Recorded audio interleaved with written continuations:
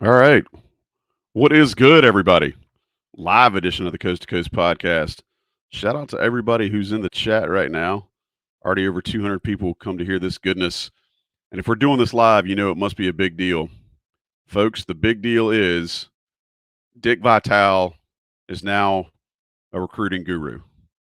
Dick Vitale is now where we can all go for our news and transfer portal data. I kid. If you saw Twitter today, you know that I think Dick Vitale may have accidentally broke the news um, unwillingly, but either way, he did tweet sometime around 6-ish. And of course, you know us here at Inside Carolina retweeted or got the news out on our own with a beautiful article that should got up very soon. Cormac Ryan is committed to the Tar Heels. That's why we're all here. Cormac Ryan, 6'5", 195 out of Notre Dame via Stanford. So you know the kid's got the academic pedigree. Tar Heel fans are very, very familiar with Ryan. They've seen him multiple times. They actually saw him when he was at Stanford playing against North Carolina. But just give you his stats real quick. 12 points, 4 rebounds, 2.5 assists per game this year. Also shot almost 41% from the field, 35% from three. And if you listen to a quote that our guy at 24/7 Sports, Travis Branham, gave, Cormac said that he felt like North Carolina was going to be a hungry and talented group. So with that said, we're going to get rolling. Sean Moran is here with me. Sean, dude, you did a great preview that dropped this morning on Inside Carolina, breaking down Cormac Ryan's game, and I think a lot of folks may have read that as kind of a tea leaf or a hint. Wasn't really intended to be so, but it was a great video breakdown. My eyes see a guy who has a nice shooting stroke, but I want you to give us what is North Carolina getting in Cormac Ryan and tell us a little bit about his game or what jumps out at you when you watch his film. First things first, unmute yourself. Not used to these live shows There you go. as I watch a baby monitor, but yeah, it was pretty ideal timing. We did one on Nick Timberlake right around when he visited. Obviously, that ended several weeks later at Kansas, so did not know the news ahead of time. But I think there's a lot to like, and I think it goes to what we were talking about on the Coast to Coast on Sunday. Is that you have two studs, RJ and Armando, and now it's all about who can you put around them. And I think Cormac fits that. Once again, he's going to be 25 years old when the season starts. Which I know there's been jokes about, hey, this team's all 24 and 25-year-olds, but this guy's legit 25 come the fall. So he's been around, as you mentioned, Stanford and Notre Dame. He's made, I think, 87 starts over his career. So for the most part, you know what you're going to get, but I think his seasons, junior season really strong, sophomore and senior year pretty good, but some of the efficiency dropped. So you're going to get a versatile shooting guard, but he can play on the wing offensively. Outside shooting is his main calling card. He's a 35% 3-point shooter, really over his career, having made 212 threes over that time. But I think as a UNC fan, you want a guy that can come in and hopefully be close to 40%. That might be asking a little too much after this year's team, but I think that's what you potentially could be getting in Cormac Ryan. He's got a nice stroke, comes around screens really well, squares his body really quickly. And I think with good quality shots this year at Notre Dame was probably maybe an option or two higher than what he normally should be. So I think as that third, fourth option, he's going to get open shots, but had his best game in the tournament against Alabama the prior year, where he just looked like a stud, where he was catch and shoot, isolation, pull up, whatever it was. But I think his game is really catch and shoot, sprinting around the screens. He has a more off the dribble game than you would expect. I think you might see an occasional bad shot, but not what we were used to this year. And then, he loves to come around the screen, use the pick and roll. If he gets some space, use 1 to 2 dribbles and take a mid-range jump shot, which I know is not analytically friendly, but I think can be a really good shot for him when he's free of defenders. When defenders do get closer to him, that's where the misses come in, and that's where the percentage goes down. A very willing passer in the pick and roll, makes quick decisions.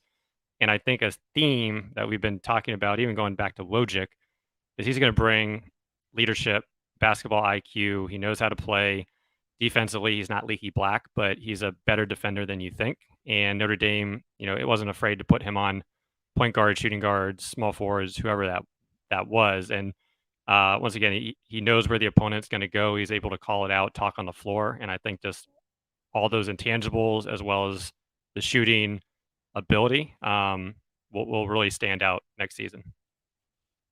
Sean, I want to ask. I think a lot of times, people immediately start kind of wanting to shoot holes in a guy's game. Part of the pun. They see Cormac Ryan. He did struggle to finish sometimes at the rim. Um, I think you did a great job of kind of breaking down that he's not just an off the screen catch and shoot guy, that Yeah. he can create for himself a little bit. If there's one thing that he needs to get better at instantly, which is hard to figure considering he's as seasoned as he is. Shout out to whoever in the chat said that. What is that one thing, and is it something that might be masked by what's already on the roster?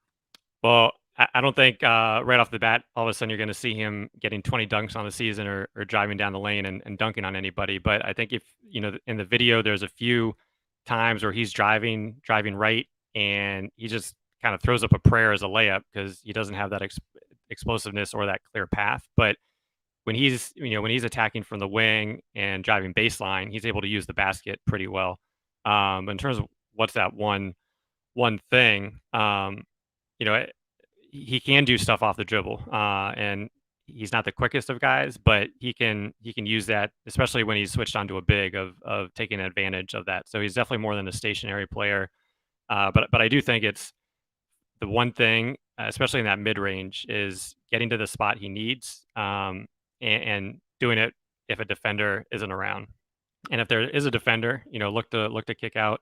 But he's not a guy that's gonna tax the ball. He's not a guy that is gonna hold on to the ball for the most part. So I think as long as he's making quick decisions and playing to his strengths instead of trying to showcase something to NBA scouts that he's not, I think he'll fit right in, especially as that third or fourth option offensively, and a guy that's not going to need the ball in his hands and 15, 16 shots. I think after this year, he's going to be a very solid overseas player, and I think he can play at a pretty high level overseas, which is not meant as a knock. I think once again, obviously you want NBA guys, but I think you want guys that know how to play, and he does fit, from a European standard, who they look for and who does well, which I think just goes to, hey, he's going to be a solid starter and hopefully a dependable and reliable one.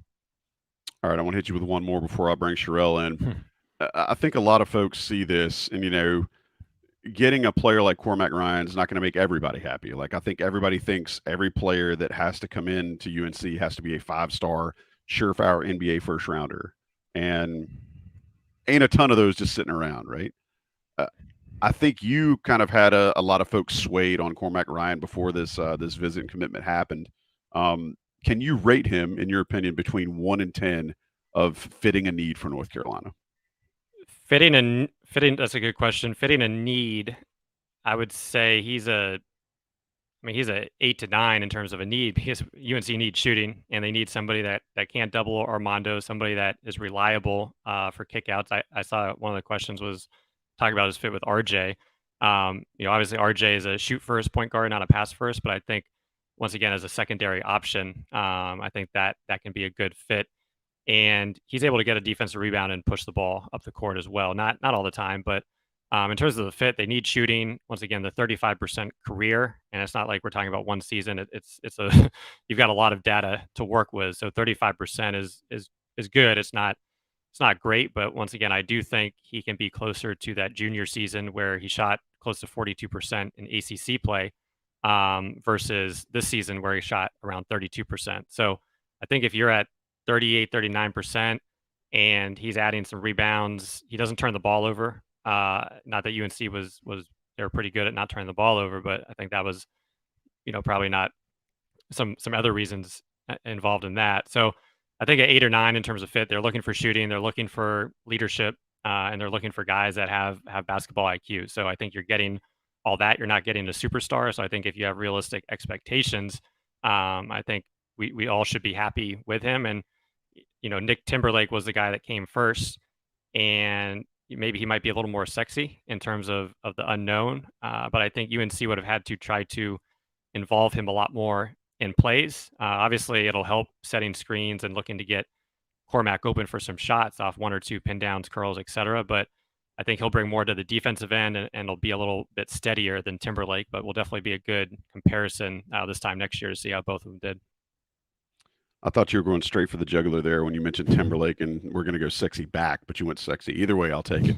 And also, I want to encourage everybody who's in the chat or anybody who's listening or watching this right now, go see Sean's film breakdown of Cormac Ryan's game. Something that jumped out at me in Sean's breakdown is the kid's a sneaky good passer. And I think that comes with playing at a high level in college as long as he did. So when you think about, what North Carolina's whole roster looks like once it's complete, that ought to be another skill that gets folks excited. All right, Sherelle. Sorry, one more thing. I know I'm taking this all up. You're stepping on Sherelle's time. That's fine with me. My bad, Sherelle. No. The one thing. I think this year at UNC we saw him get thrown out of the game, which I know angered a lot of fans. But he does have some fire to him on the court. He's not just a passive shooter running up and down. Not that he's talking trash all the time, but he's got some kind of a fiery personality. And once again, off the dribble, he can be more than a catch and shoot. You don't want him dribbling 20 times, but he's definitely got more than meets the eye. And I do think that fiery personality in a good way can be helpful next season. I think that was a big question. Where's the leadership? Where's the fire this past year? Yeah, he's got some salt, that's for sure. I think it's a good point. All right. Sean, I know you've got some things lording over your head. Stay with us as long as you can, but if you disappear from the screen, we will understand. That is also, new dad duty. Sherelle, bringing you in now, so feel free to hit that unmute button. Come on in and talk a little bit about how this developed. I think this was one of those where folks listen to the Coast to Coast pretty regularly, which if you're listening to this now, why are you not listening to the Coast to Coast regularly? But I want to go ahead and see if you might share, how did this whole thing materialize? Because this is one of those situations where I think it's a perfect example of North Carolina having advanced conversations a long time before we were at a place at Inside Carolina to where we could report it. Yeah, I would say it occurred in the shadows. Is North Carolina's kind of standard operating procedure with these things. So he entered the portal, I believe it was March 24th, so almost a month ago. And since then, it's been complete media silence, blackout. There have been no posts, no stories, no school lists, nothing from Ryan or from anyone. And we got lucky in that we do have a few sources that we trust, and we're able to find out that he had been talking to UNC. So that's when we kind of ran the story. And then we found out that, hey, a visit is in the works. We weren't able to report it when we found out, but we reported it when we could. And I think just knowing how UNC operates and how he operated his recruitment, I think you could see that today's commitment, I don't want to call it like eventuality, like you knew it was going to happen, but I think you could start to see the pieces coming together based upon how both of the parties treated the portal recruitment. Both like the low profile. Obviously, Ryan is familiar with UNC, and UNC is familiar with him. And there, as Sean said, there was a pretty big need for what he can bring to UNC. So it all kind of fit together. And yeah, I think that's kind of how we ended up here. We're still tracking some stuff down. I think there was I'm hearing about now that it's over. There was a like in-home visit, I think, that maybe occurred about a week ago. That was a big deal, but still trying to find some of those details. But it is a big deal for UNC. They've now got 3 commitments, and despite the fact that they have 3 commitments, I want everyone to remember that the portal is open until May or 11th or 12th, and that a cache of players will come available on May 31st because that's their deadline to withdraw from the NBA draft. So just because things are good or just because things are perceived as bad, this is a very long process that takes time. And they've got 3. It's been, I guess, almost 6 weeks now, and I guess they're about halfway there. Shrill, it's almost like you knew what you were talking about multiple times when you said there are things that are happening that we cannot report upon. There are things that are going on behind the scenes that may not come to light for some time. But I think it's important that that folks do that. And again, this isn't me trying to prop Sherelle up, but I'm just trying to, I guess, recenter and give folks perspective that just because we're not talking about it doesn't mean it's not happening. And obviously, when things happen that we can confirm on multiple fronts, from the sources that Sherelle and Ben and whomever have built up, obviously we'll bring it to you guys. Sherelle, one of the big things I think that folks see here is like, what is this going to do as far as a fit with the current roster? I asked Sean to rate it as a fit for UNC's needs. I want to ask you, what does something like that? And I led a little bit earlier with the quote from Travis Branham, where Cormac's told Travis that he felt like UNC was hungry and talented. So, talk a little bit about, from your perspective, how you see Cormac Ryan, the guy, and his skill set fitting with the guys that we know to be returning for UNC's roster in the coming season. I think everything should be judged, no matter what North Carolina does, who they sign should be judged on how do they fit in with Armando Bacot and RJ Davis? How do they complement them? And in some cases, how do they enhance their abilities? And I think for Ryan, he does all those things in a couple of ways. One, obviously, we talked about the shooting. That's going to be huge. People see 35% and they kind of frown at it. And 35% is not, again, like Sean said, it's not bad. It's not great, but it's not bad by any stretch. Like North Carolina with a 35% shooter, at the 2 or the 3 or the 4 last year is not only in the NCAA tournament, but probably a much higher seed. But it's a different story for another day. So there's that part of it. The guy, I think, one thing I always talk about and one thing I always notice, and I harp on it over and over and over, is the finality of your college basketball career and what that really means. And because of COVID, that's been extended for some folks. But Armando Bacot knows now, once and for all, that this is his final season of college basketball. Cormac Ryan knows that once and for all, this is his final season of college basketball. RJ Davis has the option for another year, but this could be his last season of college basketball. Paxton Wojcik knows that no matter what happens, this is his last season of college basketball. And for me, even though sometimes last year it didn't really show, I think that kind of experience and that kind of understanding of what moments mean and the desire with which you have to play and how you have to work, I think those things are just huge for a team, especially a team that is basically going to end up being like a bunch of old guys and a few young guys. There's no middle class with this roster. There's not like the crafty 4th year guy who's he's a senior, he's going off the bench. There's like DeMarco Dunn is a junior, but he hasn't played that much, so he's still kind of a young guy. So I think that's big because the older ones, the ones with 1 year left or the ones with 2 years left, they can help teach some of the younger guys on the roster in hopes that those guys can then teach the incoming class of 2024 and so on and so forth. So I know people don't think you can build culture in the portal era, but I think if you were going to do so, this is the kind of the way you would have to do it, and targeting guys who complement each other well. I saw someone ask earlier, is Cormac Ryan a Caleb Love replacement? And obviously that's funny and a kind of riff on what Shout you out did. to that person because it means they Yeah, obviously listen to our show. Thank you. right. And I would say there's not going to be talent-wise a replacement for Caleb Love, and I don't think that's necessarily a terrible thing for North Carolina. Even before all the departures, I think the plan for this season was that the sum of the parts would have to, come together, and that's how UNC would win, was a true connected team. And I think in the players that they've gotten thus far, you can see them attempting to do that.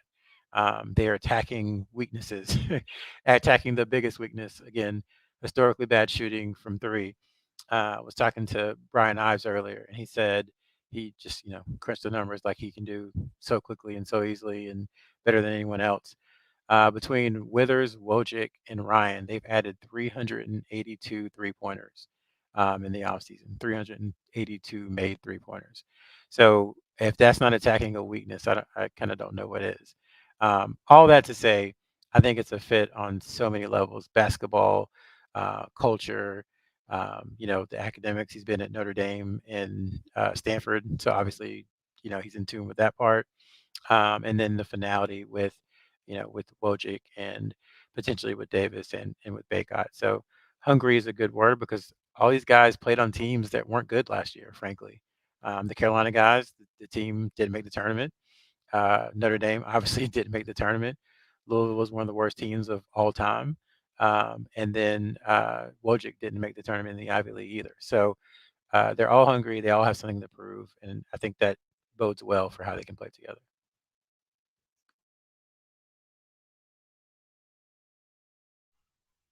Sorry, still getting used to this live thing.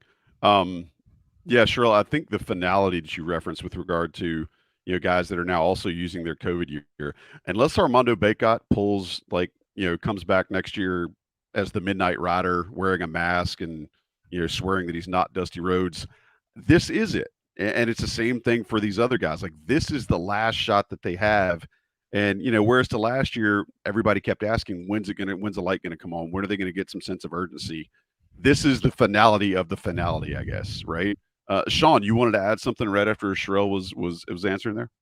Yeah, I mean, I think a few good things. You talked about finality, and last year, I think we've talked about how they just didn't have the hunger, and I think they thought they could turn it on, and maybe that hunger would have started in the tournament. Didn't happen.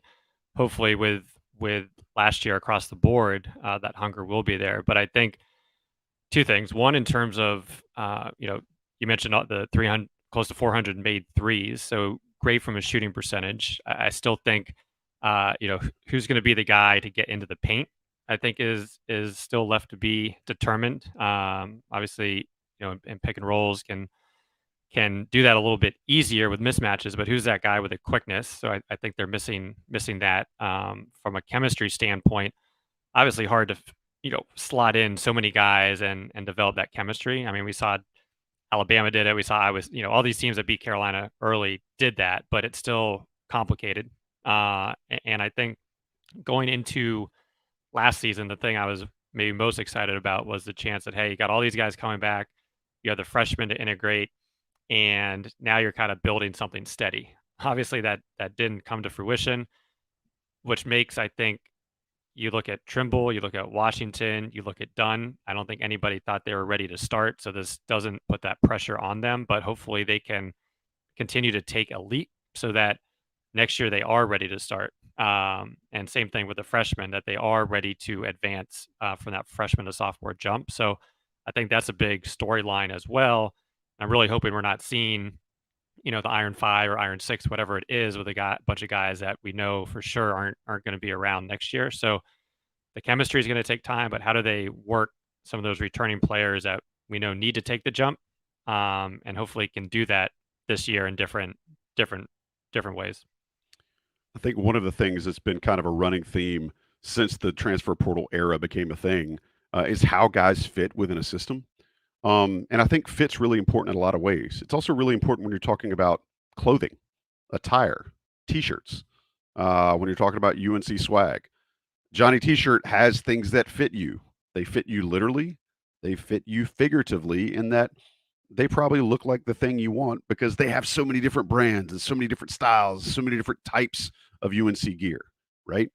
I want to make sure that you guys give Johnny T-shirt some love because we're not doing this live show tonight without our support from Johnny T-shirt. They're great folks, locally owned, alumni owned and operated, good people right there on East Franklin Street in Chapel Hill.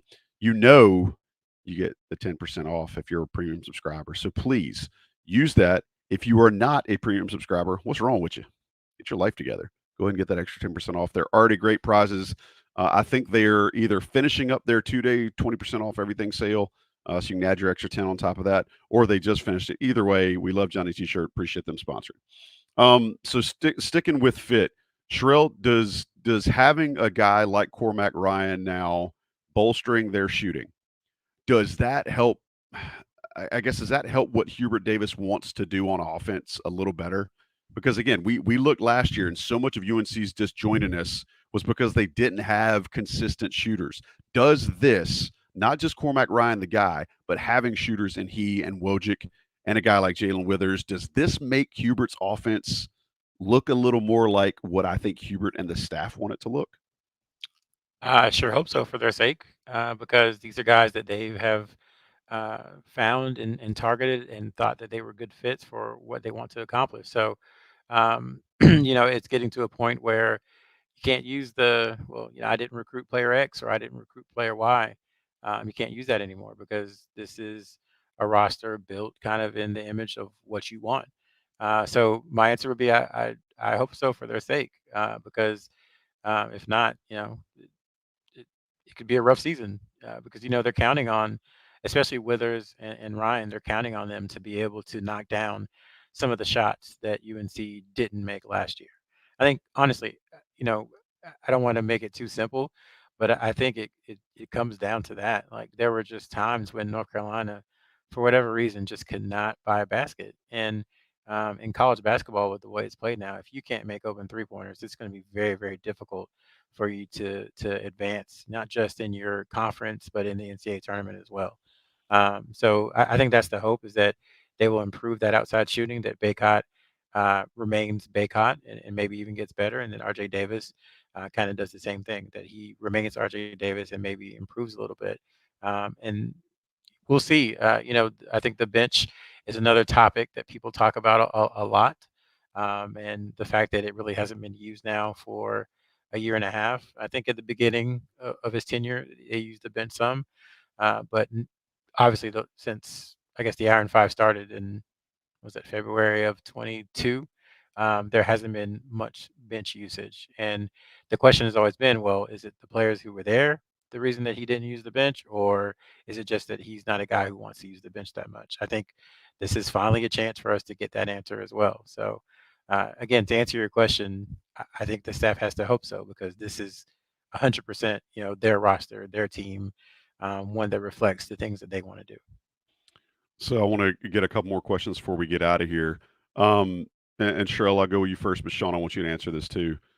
When you have what North Carolina has in the three pieces that they've added since the season ended, Paxton Wojcik, Jalen Withers, and now Cormac Ryan, how important is it that you have three different guys who are capable of hitting 3-point jump shots? So in the event that one of them's off one night, you still have something else to draw from. I feel like that's something that wasn't on the bench last year. Like if Hubert Davis looked to the bench, he either did not have the confidence to pull a guy in like a Tyler Nickel or Dontrez Styles, or those guys just weren't capable of doing it. So if you wouldn't mind, Sherelle, how important is that? And then after you get done, Sean, if you'd kind of elaborate a little bit too, that'd be great.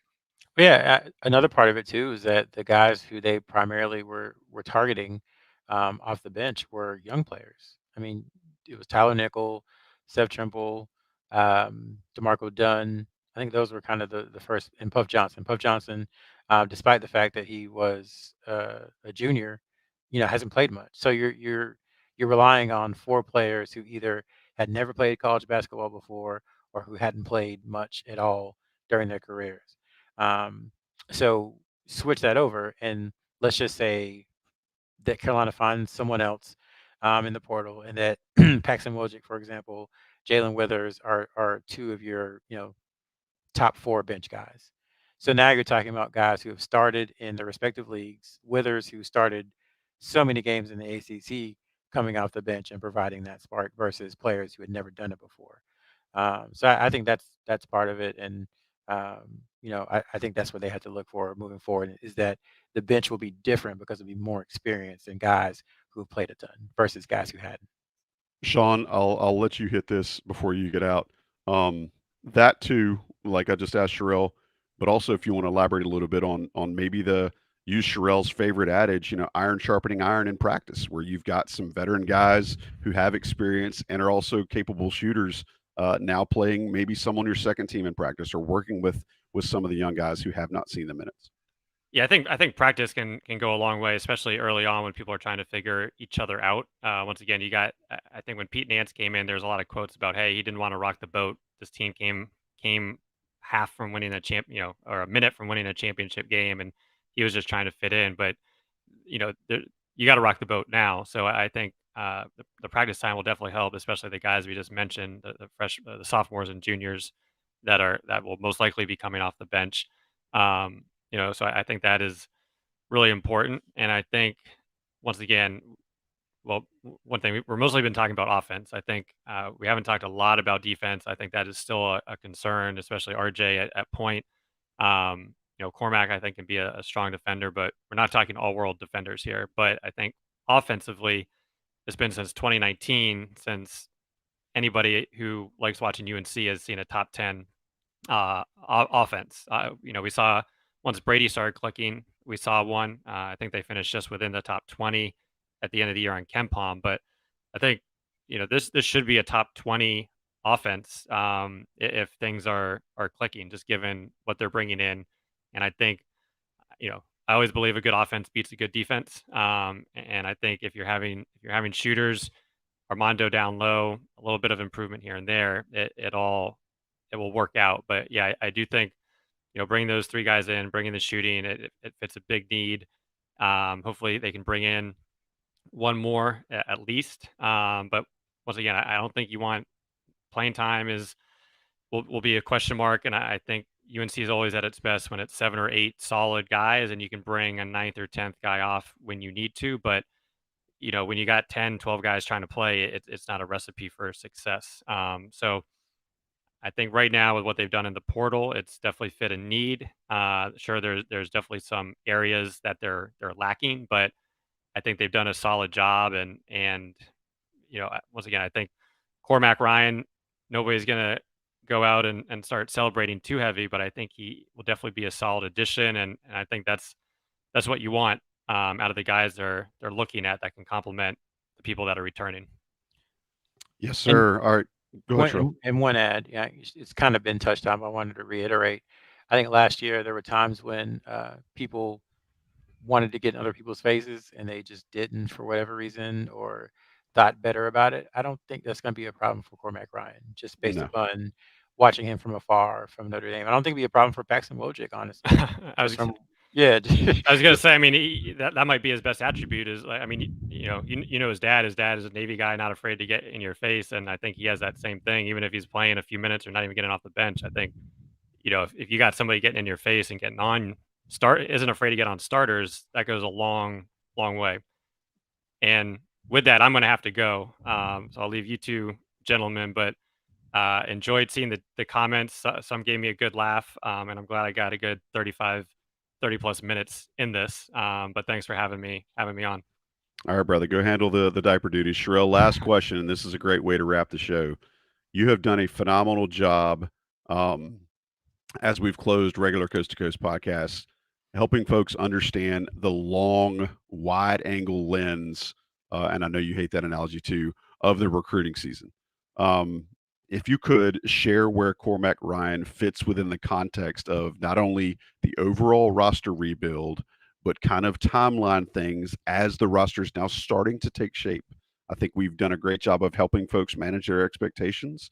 But now, there's another player that is finishing up a visit now that North Carolina is trying to bring into the fold. Cormac Ryan just pops. So that makes the third. Just again, if you wouldn't mind, reset, give folks expectations and context about where Cormac Ryan fits within the overall process. Yeah, I think the goal coming into all this was, one, they needed to be a better team.